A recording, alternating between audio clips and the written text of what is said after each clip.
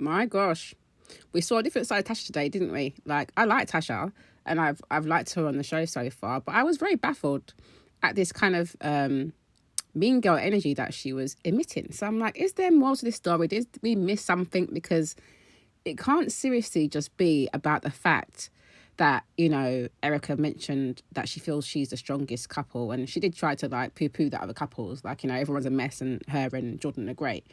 And yes, I would agree that Erica has been there for all of a few days, you know, so she shouldn't be sticking her oar in too much, but I don't think it's enough to warrant this energy. I'm not sure what's going on. I find it a very annoying comment, but the mean mugging was really something else.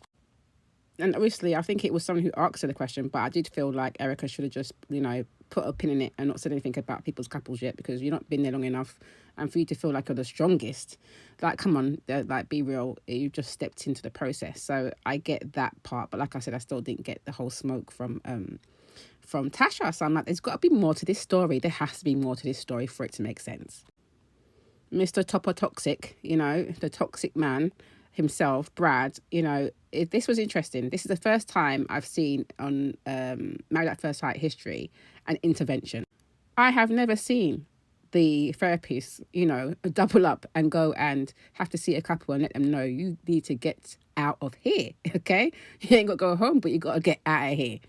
And to be honest, like I've been saying, you know, I'm actually glad that they did that, because it is a very unhealthy, toxic, manipulative, controlling relationship. And I couldn't believe Shona was like, oh no, I don't want to go. I was just thinking, Shona, you're still under the spell, honey. You're still under the spell.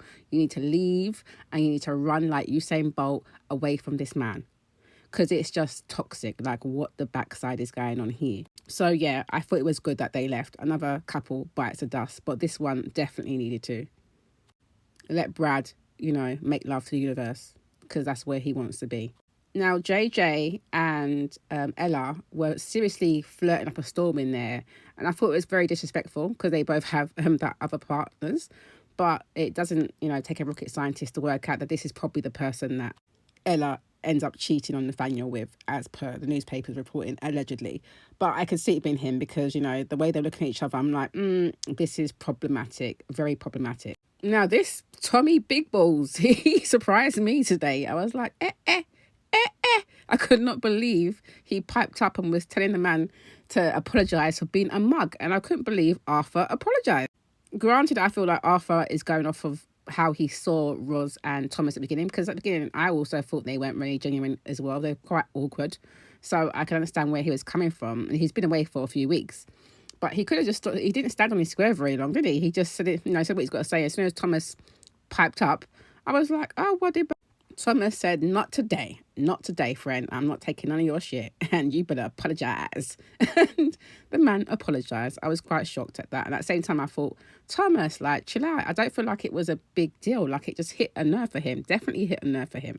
But back to Tasha, you know, the ending argument was a lot. I could see the energy. She was just mean mugging her the whole time. So I feel like there's some behind the scenes that were missing, because I'm like, no, Tasha's been cool. Obviously, everyone's got their own different sides, but the Liverpudlian definitely came out and she was about to kick off.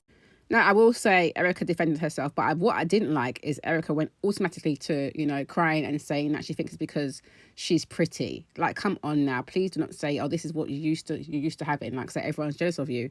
Tasha's also a pretty girl, so I don't understand why you think it comes down to you being pretty.